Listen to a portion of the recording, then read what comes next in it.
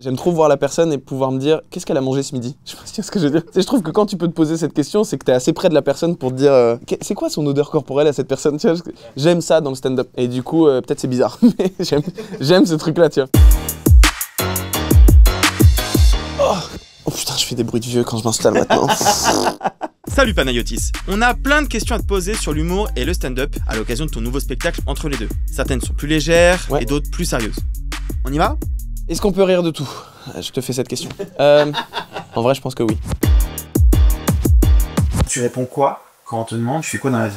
Avant, je répondais que je dis que je fais des blagues. Enfin, de dire je suis humoriste, ça fait un peu pédant. Genre, je suis humoriste, parce qu'en fait, tout le monde fait des blagues. Et du coup, je trouve le fait de dire vous le faites tous, mais moi, professionnel. Il y a un truc, donc je dis souvent je fais des blagues, ou j'écris des blagues, ou j'écris des trucs. J'écris des trucs, c'est un peu plus concret que je fais des blagues. Je fais des blagues, c'est vraiment, En fait, ça dépend vraiment de mon... dans quelle vibe je suis pour répondre à cette question, mais... Ouais. En parlant de faire des blagues, est-ce que tu te souviens de la première personne que t'as vraiment trouvée hilarante? Ouais, bah oui, mon grand frère, déjà. C'était la force du répondant. Je me disais, mais comment ça va aussi vite dans sa tête? Il y avait aussi un gars de mon service culturel à Bondoufle. Et je me souviens, un jour, il y avait un mec qui avait dit un truc totalement débile et il lui avait dit dis-moi dans quelle boutique t'as acheté ton cerveau que j'y mette jamais les pieds. Et j'étais en mode what? J'étais en mode mais comment ça allait aussi vite? Et j'étais mort de rire. Non, après à la télé, je me souviens, moi Muriel Robin, elle me rendait fou parce que je me disais pareil. En fait, le côté, moi j'adore les gens qui ont une énergie très qui est pas du tout l'énergie basique des gens marrants, tu sais, très jovial, solaire. Et Robin, parfois, je me souviens, elle était invitée de trucs et elle était hilarante, mais cassante, hyper... Et j'adorais ce truc de... On me fait pas chier, moi, tu sais. Je sais pas comment dire, et je trouvais ça hilarant, cette posture, qui, aujourd'hui, moi, tu vois, c'est ce que je retrouve chez un Bill Burr, par exemple, que je trouve un des gars les plus marrants actuellement que la Terre porte, ou Paul de Chavannes en France, que je trouve très très marrant aussi. Quand cette espèce d'énergie, de prime abord, tu te dis ouais, lui c'est un casse-couille, c'est pas un marrant, et en fait tu te rends compte que leur amour de la blague, il est pas visible tout de suite, mais il est très, très enfoui. Dans tes spectacles, il y a pas mal de place à l'impro en fonction de ce que te fait le public, etc. T'as forcément obligé d'avoir cette répartie-là. Tu penses que ça vient un petit peu? J'ai grave peu d'impro dans mes spectacles. C'est vrai? Mais j'ai genre, je pense... J'ai même pas d'impro en fait. Tu vois, hier, il y a un mec qui s'est barré pendant le spectacle. D'ailleurs, après, il m'a écrit parce que moi, je croyais qu'il avait pas. Parce qu'il y a des thèmes un peu. Ouais. T'as vu le spectacle, il y a des thèmes un peu denses, enfin un peu profonds quoi. Donc je me suis dit, oh merde, le pauvre et tout. Et après, il m'a écrit, il m'a dit qu'il se sentait pas bien, voilà. Mais du coup, j'étais obligé de composer avec parce que tu sais, tu commences ton spectacle, au bout de 10 minutes, il y a un mec qui se barre.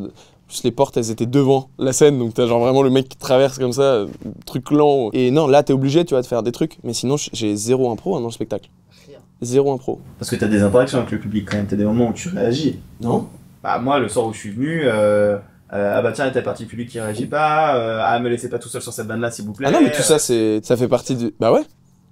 Mais c'est ça qui est trop marrant dans le stand-up. Le but ultime du stand-up, c'est que les gens aient l'impression que tout est imaginé sur le coup, en fait. Et c'est ça que moi, je kiffe le plus. Hein. Je trouve que la vraie beauté du stand-up, c'est de pas voir le travail qu'il y a derrière. Et du coup, tu vas voir quelqu'un et tu te dis putain, mais c'est juste un mec qui vient, il raconte un truc et après, il se perd dans ses pensées et pendant 1 heure, il te raconte des trucs. Et en fait, non, tout est... Je te jure, parce que je me souviens quel soir t'es venu, c'est la même vibe tous les soirs, quoi. Évidemment, ça varie en fonction du public. Les modèles, les gens qui t'ont fait le plus rire au début, est-ce que ça a justement nourri ta manière de construire tes vannes En fait, moi, je l'ai construit par sécurité, mon humour. Pour 2 raisons principales. La première, c'était essayer d'être apprécié par les gens parce que j'étais un enfant un peu bizarre. J'étais un peu un vioc. J'ai fait de l'accordéon, je mangeais des pains au raisin. Enfin, j'étais un enfant bizarre, tu vois. Et j'ai compris que si je voulais avoir des amis et être intégré, il fallait que je fasse des blagues. Parce qu'en fait, c'est la meilleure manière de communiquer avec une autre humanité, c'est de faire une blague et tu rentres directement dans le cœur des gens, quoi. Donc c'était un premier truc de sécurité pour pas être seul et pour... voilà. C'est aussi une manière de toujours... Putain, t'es en chaussettes? Vas-y. Non mais,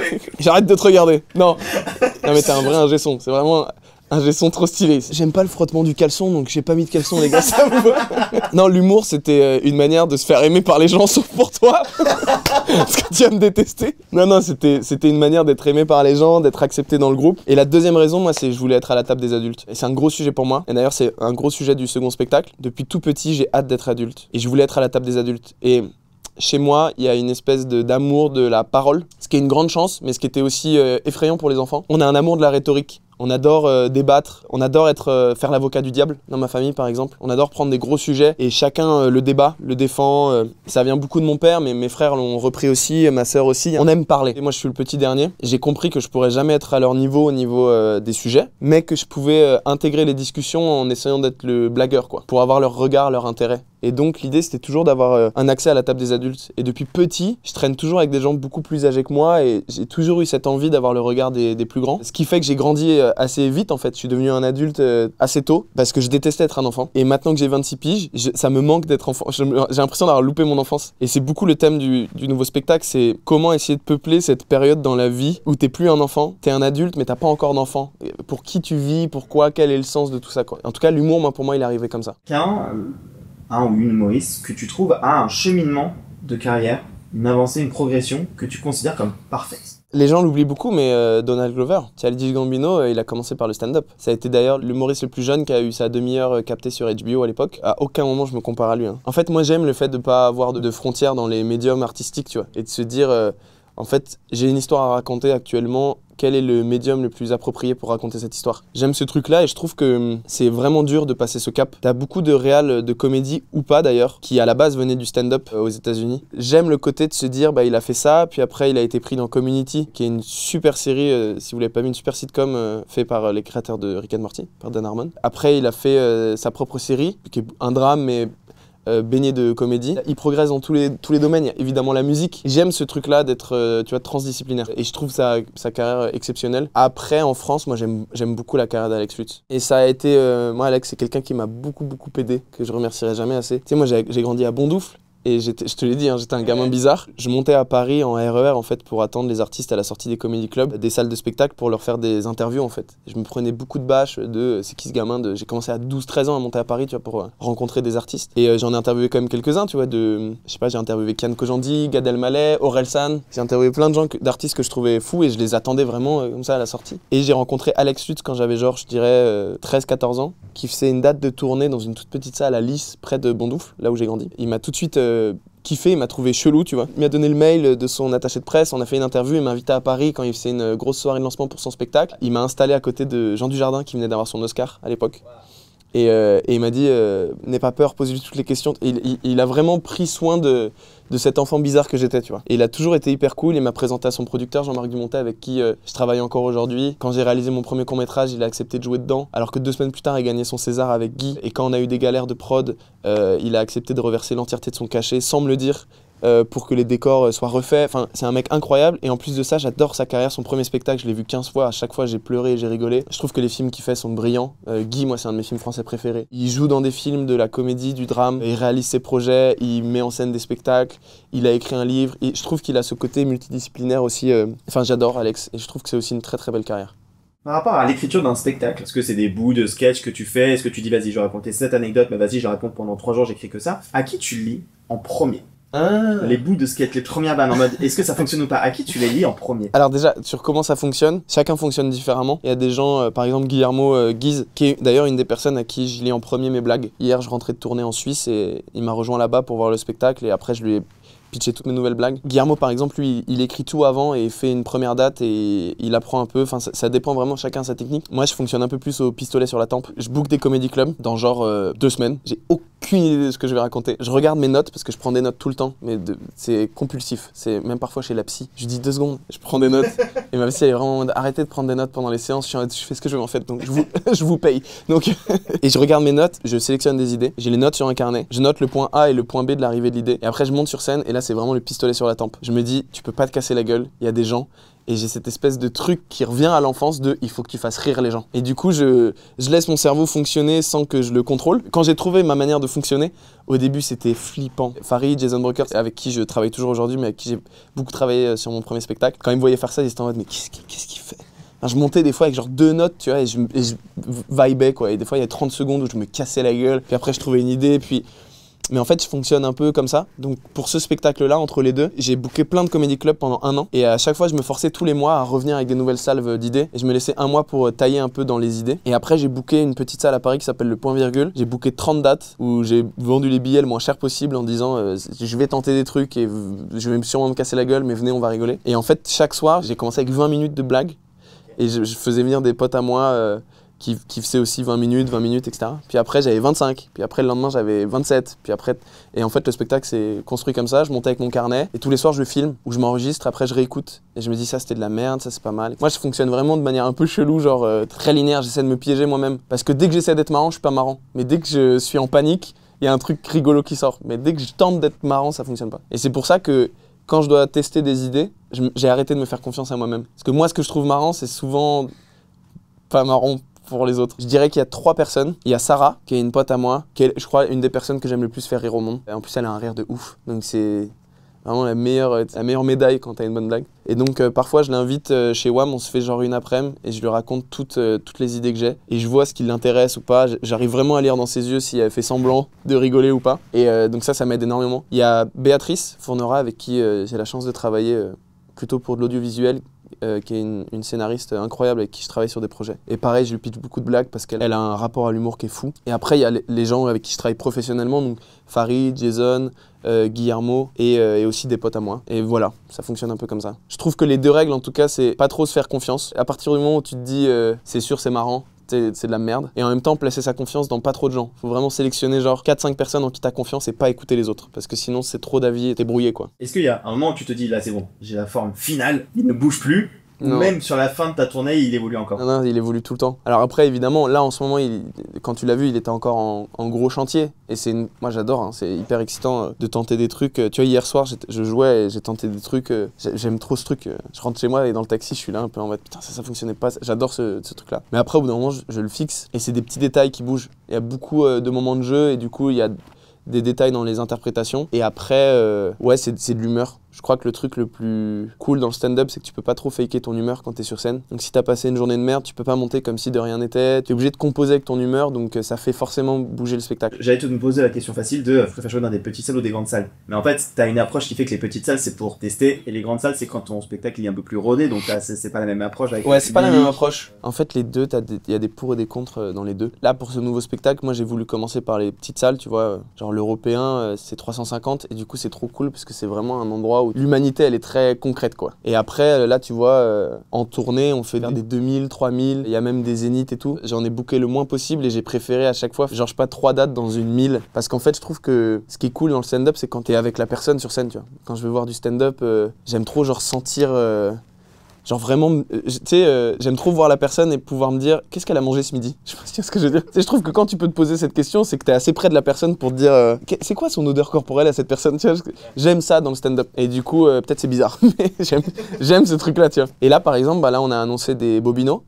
Je fais une 15aine de bobinos à Paris, c'est une 1000 places et je trouve que c'est charmé. Parce que la salle, elle est pas énormément profonde, elle est très en longueur, du coup, tout le monde est prêt, je me sens près de tout le monde. Enfin, moi, j'adore ce rapport. Il est vraiment cool. Je pense à Poukeraba qui a fait un stade Vélodrome, ce qui est gigantesque en termes de nombre de personnes qui viennent. Ouais. Mais du coup, ce rapport à l'humain, toi, c'est pas quelque chose qui te plairait? Non, c'est pas quelque chose qui me plairait. Mais t'as Farid aussi, moi, qui est un de mes meilleurs potes. On a été coloc. Hein. Il a fait Bercy, il a fait Roland Garros. Et c'est impressionnant. Moi, j'y étais, c'est impressionnant. Et tout le monde se tape des barres, tu vois. Moi, c'est pas ce qui me fait le plus kiffer, tu vois. Je l'ai fait, tu vois. J'ai accompagné des gens. J'ai fait des premières parties dans des très grandes salles et tout. Mais c'est pas. Je trouve que c'est pas le rapport qui me plaît le plus dans le stand-up. J'aime ce côté un peu plus posé, un peu plus calme. Parce que quand t'es dans les grandes salles, l'énergie, c'est pas du tout la même à gérer. T'es obligé d'être tout le temps un peu en sur-régime pour que la personne qui est à quasi 1 kilomètre de toi au fin fond de la salle, elle puisse ressentir quelque chose. C'est pas le truc qui me ravit le plus, tu vois. Moi, c'est pas ce qui m'intéresse le plus. J'aime un truc d'énergie un peu plus simple, un peu plus, un peu plus à une échelle humaine. C'est quoi la salle que t'as préférée en tant qu'artiste, hein? Il y a tellement de belles salles. Je me le dis toujours, j'ai beaucoup de potes à Montréal. Et d'ailleurs, le public montréalais, moi, c'est un de mes publics préférés. En fait, j'adore parce qu'ils font confiance aux idées. Je sais pas comment te dire. Moi, j'adore créer des trucs là-bas. Et cet été, j'étais à Montréal pour peaufiner le spectacle. Parce que quand tu balances des idées, s'ils aiment l'idée, ils sont à 100% derrière toi. Et en France, il y a ce truc-là ils sont plus là en mode, ils veulent aller challenger le public. Tu leur donnes une idée et ils sont en mode, où est-ce que tu vas avec ça? Et du coup, il y a un truc, mais c'est kiffant aussi, hein, mais il y a des très belles salles à Montréal. Enfin, je me rends compte de la chance qu'on a en France d'avoir autant de belles salles partout. T'as à Nancy, t'as la salle Poirel qui est magnifique. C'est une salle qui est protégée historiquement parlant, t'as même pas le droit de mettre de fumée. Donc quand tu joues le spectacle, t'as pas le droit de mettre de fumée. L'Opéra de Marseille, qui est magnifique. T'as l'Opéra Garnier. Je devais terminer mon premier spectacle là-bas et faire 3 dates. Ça n'a pas pu se faire pour des raisons de santé, mais j'ai eu la chance de faire mes répètes là-bas et monter. Tu joues à Garnier, ça n'a aucun sens. À Paris, t'as des salles magnifiques. Les Bouffes du Nord, c'est exceptionnel. Le Théâtre Fontaine, qui est un petit théâtre dans lequel je joue dans pas longtemps, là, qui est pas très connu, mais qui est magnifique. Je vais annoncer des dates prochainement dans un très très beau théâtre. Ça va être fou, mais je peux pas vous en parler.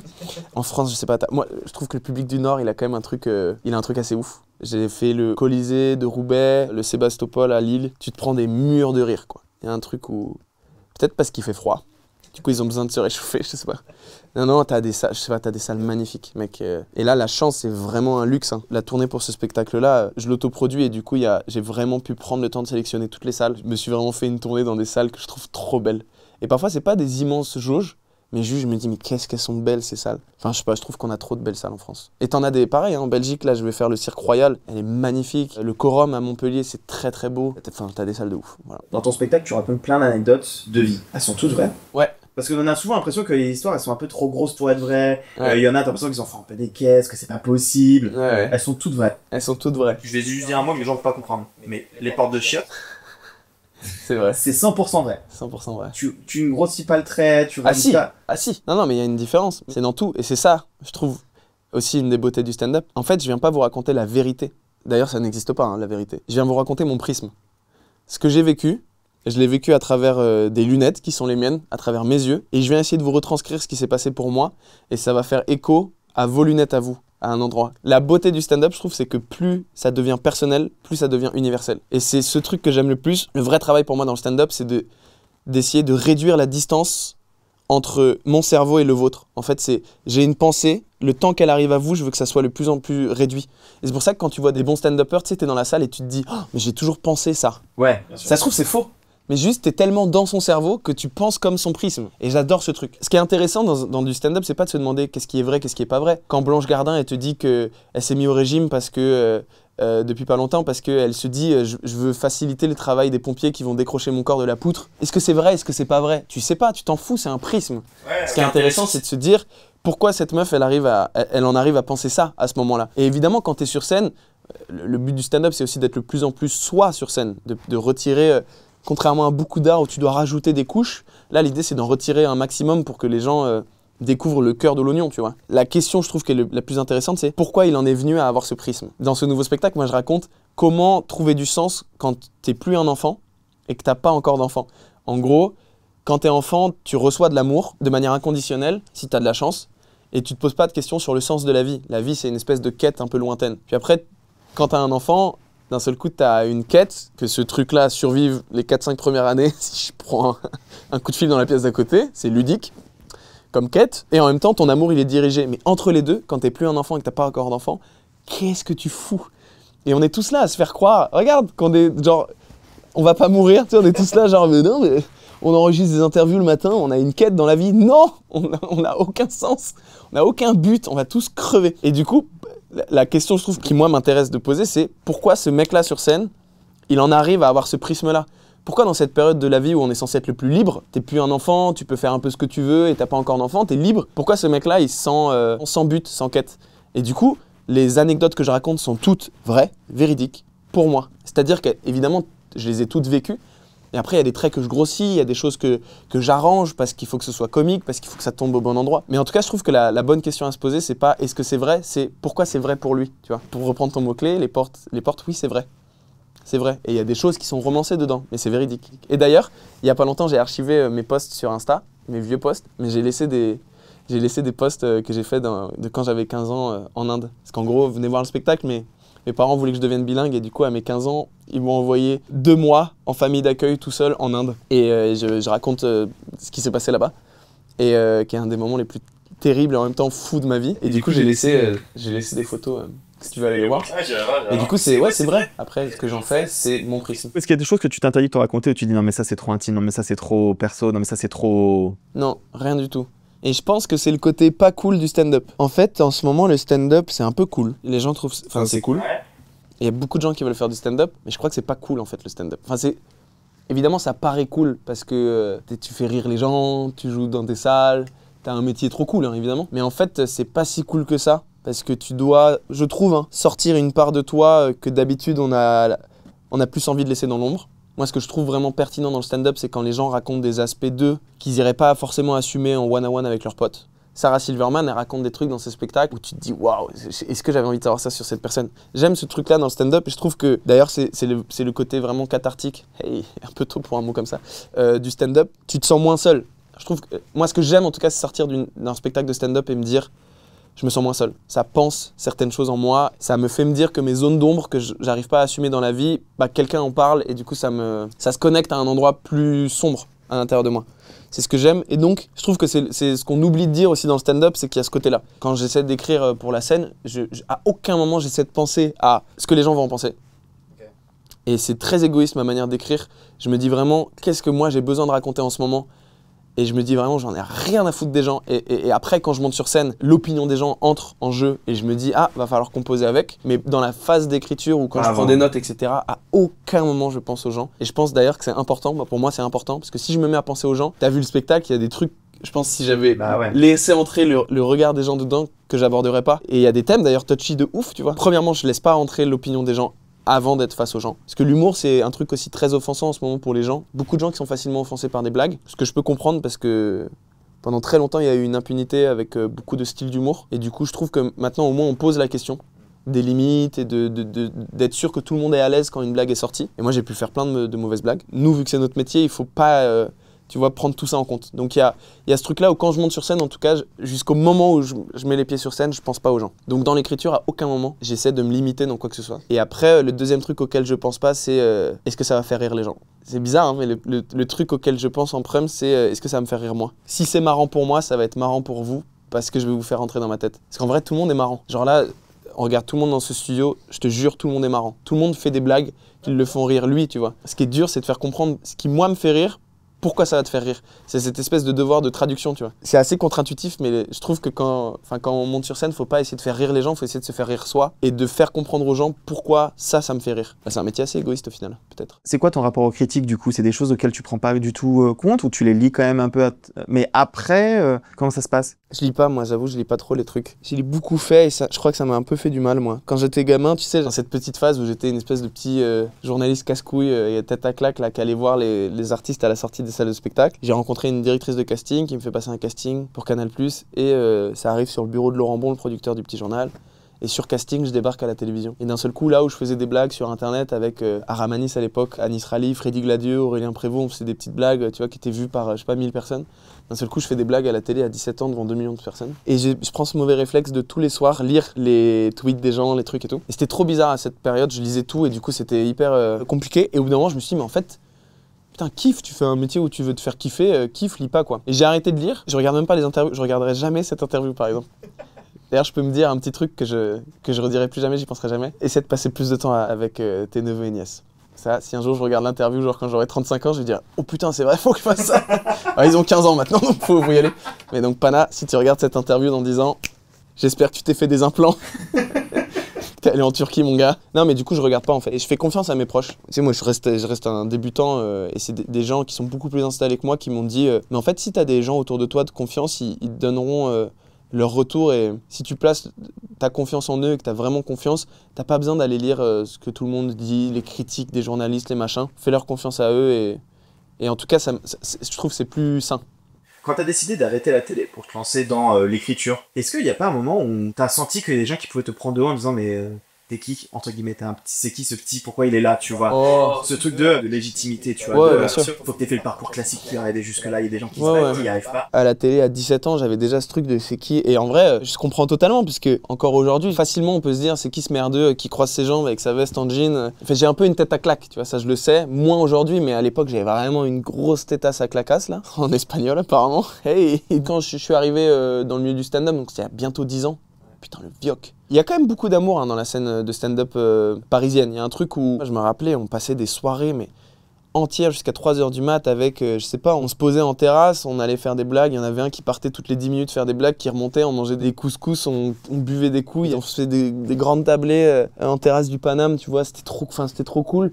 Et j'ai jamais en tout cas senti ce truc. Il y avait un côté où je pense les gens sentaient que je voulais raconter des blagues, tu vois. J'ai toujours été vraiment avec des gens cool et ça c'est une grande chance. Et après évidemment il y a ce côté pour qui se prend ce petit con à essayer de faire rire des gens à 17 piges, tu vois. Ce que je comprends aussi parce que souvent quand tu fais rire il y a un peu un truc de faut avoir vécu de la vie, tu vois, pour raconter la vie. Après je sais pas, je t'avoue je me pose pas cette question. Moi je sais que j'ai envie et besoin de monter sur scène donc je le fais. La gestuelle, savoir se tenir, comment raconter des vannes, à quel moment on se place à tel endroit, c'est des choses qu'on doit apprendre. Toi, qui t'a appris un peu tout ça, justement? Ça s'apprend beaucoup sur le coup. Tu sais, genre quand tu veux devenir peintre, tu peux tester de peindre dans ton coin plein de fois avant de montrer aux gens. Le stand-up, t'es obligé d'apprendre devant les gens. Et c'est hyper déroutant. Et c'est ça aussi que les gens savent pas trop sur le stand-up. C'est ça qui fait que c'est pas cool le stand-up. Je pense qu'il faut arrêter de dire que c'est cool le stand-up parce que c'est pas cool. C'est pas cool pour plein de raisons. Déjà, t'as plus de vie sociale. Hein, tous les soirs, je suis sur scène, donc je vois plus mes potes. Donc il y a un truc,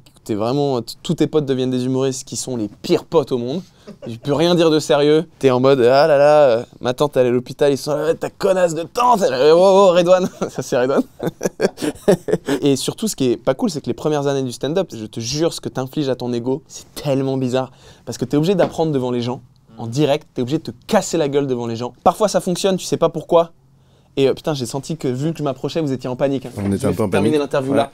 Et du coup, juste pour vous, pour le point, pour galérer. Non, en gros, il y a des soirs, tu montes et ça se passe bien. Et tu sors de scène, je te jure, au début, tu te dis, je suis un demi-dieu, je suis le gars le plus marrant de la Terre. Et le lendemain, tu fais exactement la même chose et tu t'écrases ta race. Et là, tu te dis, je suis la pire des merdes. Et ce que tu fais vivre à ton ego, c'est terrible. Et du coup, tu es obligé d'apprendre en direct devant les gens. Tu vois. Donc ça, c'est très bizarre. J'ai des souvenirs encore de sueur froide dans le dos, mais vraiment, sans aucune blague. Je sens le ruissellement entre mes omoplates de sueur. Je suis sur scène et je me décompose, je m'éclate. Je sais pas si tu vois ce moment où, tu sais, dans la vie, tu es à une soirée et tu rencontres quelqu'un pour la première fois et la personne te pose une question et tu te lances dans une anecdote un peu longue et tu te rends compte pendant que tu racontes cette anecdote que la personne, ça l'intéresse pas du tout. Tu vois ce moment-là? Ouais, et tu vois juste ses yeux qui commencent un peu à regarder s'il y a d'autres gens qui connaissent dans la soirée et tout. Un bide, c'est ça fois 1000 personnes. C'est ce sentiment-là de... Et d'un seul coup, tu te dis, mais pourquoi je me suis lancé là-dedans? Pourquoi je raconte ça? Toutes ces questions-là et ce truc-là, mais t'es obligé de passer par là. Et donc, la gestuelle et le rapport au corps, à la voix et tout, t'es obligé de l'apprendre devant les gens. Donc, tu commences, t'es raide comme un manche de balai. Il y a un truc où tu sais pas trop placer ta respiration, vivre et tout, sur scène. Et puis après, ça vient avec le temps. Moi, la chance, quand même, c'est que les gens qui m'ont mis le pied à l'étrier pour le stand-up, c'était Farid, Jason, Brokers, c'est des gens qui avaient beaucoup plus de bouteilles que moi encore aujourd'hui et donc qui avaient ce truc-là et qui pouvaient me faire des retours concrets, tu vois, du style là, ce moment de jeu, t'es pas assez tourné vers les gens, il faut que t'ouvres plus tu vois, des trucs dans le genre. Et aussi j'ai un de mes grands frères, Paul, qui est metteur en scène, qui travaille dans le théâtre et qui du coup m'a fait beaucoup de retours et de trucs de coaching de théâtre en fait, qui m'ont servi, tu vois, juste comment placer sa voix, comment jouer avec sa respiration, pour avoir discuté avec beaucoup d'humoristes. Je crois que c'est quand même, il y en a beaucoup qui sont passés par là, qui ont essayé d'apprendre à être plus à l'aise sur scène, parce que pour devenir à l'aise sur scène, t'es obligé de jouer le fait que t'es à l'aise sur scène pendant un moment. Et c'est ça qui est bizarre, c'est quand est-ce que t'arrêtes de jouer, d'être vraiment à l'aise, et ça c'est un travail de longue haleine. Est-ce qu'il y a toi un type d'humour qui chez toi ne fonctionne pas du tout? Ouais, j'ai du mal avec le burlesque moi. En fait, par exemple, c'est pour ça que je préfère Buster Keaton à Charlie Chaplin, c'est que je trouve que, moi j'adore le fait que Buster Keaton il garde toujours cette espèce de poker face, quand il vit les trucs les plus ouf. Et j'ai un peu du mal avec... c'est un génie, hein, mais par exemple, Jim Carrey, tu vois, moi ça m'a jamais... Quand j'étais petit, je me souviens, toute ma famille était morte de rire, tu vois, devant The Mask. Et moi, il y a un truc où le fait d'en faire, tu sais, de jouer une situation à 1000%, et moi, il y a un truc où le fait d'en faire, tu sais, de jouer une situation à 1000%, et d'en rajouter et tout, tu sais, quand tu vois, le genre de truc où quand tu dois partir en courant, tu fais des gestes de ouf et tout, ça m'a jamais... Parce que ça fait faux? Ouais, non, mais je sais pas pourquoi. Je crois que je préfère Moi, j'aime la nonchalance et le naturalisme dans l'humour. En fait, j'aime quand je ne comprends pas où est le début et où est la fin d'une blague. Je sais pas si tu vois ce que je veux dire. Tu sais, quand quelqu'un te raconte un truc et tu sais pas quand est-ce qu'il a commencé à entrer dans l'endroit de la blague et quand est-ce qu'il en sort. Je crois que je préfère ça au moment où c'est très démarqué et très clair que là, j'en fais des caisses, donc c'est la blague. Ça m'a jamais... touché et pourtant j'arrive à voir que Jim Carrey est un putain de génie mais tu vois j'aime bien le côté Buster Keaton parce que qu'il soit ému ou qu'il soit en train de t'émouvoir ou en train de te faire rire, il a un peu la même tête en fait, c'est juste son rapport au monde qui change. J'aime beaucoup. Même si ton spectacle il évolue, tu racontes quand même les mêmes vannes un peu tous les soirs, enfin t'es en tournée on va dire. Ouais. Tu sais, ma mère elle est à la retraite maintenant, faut le dire vite. Si j'avais dit elle était, je vous aurais tous dit elle est morte. Du coup, je dis elle est à la retraite maintenant, vite. Parce elle est prof des écoles. Elle était. Elle est à la retraite, ça va. Elle kiffe, juste elle fait du jardinage. Non, bisous maman, si tu regardes cette vidéo dans 10 ans. Dans 10 ans, je pense que... Non, je rigole. En bonne santé. Bref, je sais plus ce que je disais. Ma mère, elle était professeure des écoles. Et je me souviens très bien quand j'étais petit lui avoir dit, mais maman, ça fait 20 ans que tu donnes des... Elle est professeure d'école en maternelle, jusqu'à la grande section. Et elle commence à poser les bases pour les couleurs, apprendre à lire. Et je disais, mais ça fait 20 ans, toutes les années, tu fais les mêmes... Ça te fait pas... Tu t'ennuies pas, quoi? Ça te fait pas chier? Tu sais, tu vous avez jamais demandé ça avec vos profs d'histoire qui, chaque année, depuis 20 ans, sont là. L'arrivée d'Hitler au pouvoir. Bon, et genre en avril de chaque année. Et en fait, ma mère, elle m'a dit, et je trouve que c'est le même truc pour le stand-up, elle m'a dit, tu sais, chaque année, il y a des petites modifs dans le programme. Donc déjà, moi, c'est mon excitation pour moi. C'est de me dire, bah, cette année, on va changer un petit peu la manière d'approcher les lettres ou d'approcher les couleurs ou autre. Et je pense que c'est la même chose pour des profs d'histoire, de français, au lycée ou autre. C'est cette espèce de truc de chaque année, le programme, il tente de l'amener d'une manière différente. Elle m'a dit aussi, chaque année, j'apprends de comment j'ai appris l'année dernière à mes élèves. C'est-à-dire, elle se dit, ah, je sens que l'année dernière, j'aurais pu prendre plus de temps sur les couleurs et je me suis rendu compte qu'ils étaient plus réceptifs quand je leur en ai parlé comme ça. Du coup, l'année d'après, je vais tenter d'une autre manière. Elle me dit, moi, mon excitation, c'est d'essayer d'être la meilleure dans mon job d'année en année. Et après, elle m'a dit, surtout, d'année en année, c'est des élèves différents. Et du coup, ma manière de leur apprendre les choses, de leur délivrer les trucs, elle est différente. Je transforme la métaphore, mais moi, c'est la même chose. Chaque soir, le public est différent. Et je te jure, des fois, ça tient à pas grand-chose, mais il y a des fois où il fait froid. Je te jure que c'est vrai. Hein. Il fait froid. Et les gens font la queue, il y a des salles en France où les gens font la queue devant le théâtre. Et d'un seul coup, tu joues devant 1000 personnes qui ont eu froid 10 minutes dehors en attendant, tu vois, pour faire la queue. Et je te jure que c'est pas du tout la même énergie qu'en été, il fait hyper chaud et les gens meurent de chaud dans la salle. Et rien que ça, rien que le temps, et bah, ça te change de l'énergie dont tu vas parler aux gens. Tu sens qu'ils sont hyper joyeux tout de suite. Parfois, tu sens qu'ils sont un peu, il est 19h, c'est un lundi. Et tu sens qu'il y a une énergie différente, donc tu vas t'adresser de manière différente, tu vas passer peut-être un peu plus de temps sur certains types de blagues parce que tu sens qu'ils sont plus réceptifs, et du coup c'est différent. Et en plus de ça, chaque soir, moi je tente de modifier un petit truc en fonction de comment j'ai joué la veille. Tu vois, si la veille, j'ai testé un nouveau truc dans cette blague, je vais être excité de me dire tiens, je vais le refaire, mais peut-être différemment. Et donc mon excitation personnelle, elle vient de cette espèce de côté d'artisanat, tu vois, d'essayer de mieux faire mon travail de soir en soir. Et l'excitation en rapport avec les gens, c'est aussi comment trouver la meilleure manière de parler à ce public-là. À aucun moment je m'ennuie, moi. Même si c'est les mêmes blagues. Le parcours, une fin de tournée, une fin de... À aucun moment. Et mon premier spectacle, j'ai fait 400 dates. Je te jure, à aucun moment, j'ai eu ce truc-là de j'ai mon spectacle ce soir. Et j'ai cette chance de faire un métier fou. Tu te rends compte, mon métier, c'est genre faire rire les gens, c'est tellement cool. Et à aucun moment, ça me saoule. Et même, il y a des fois, je te jure, j'ai passé une journée terrible. Parce que, bah, comme tout le monde, parfois, j'ai des nouvelles de merde, ça se passe mal dans ma journée. Et je te jure, parfois, je monte sur scène et j'ai ce truc-là de faut faire mon spectacle, je vais être 1h30 devant des gens et je vais devoir raconter des trucs. Dès que je monte sur scène et que j'ai le premier rire, je suis trop heureux. Et je me dis, c'est tellement cool. Et c'est vraiment, moi, j'adore ce métier. J'aime trop ce métier. Merci beaucoup, Bernard. Merci à vous. Brut. Mini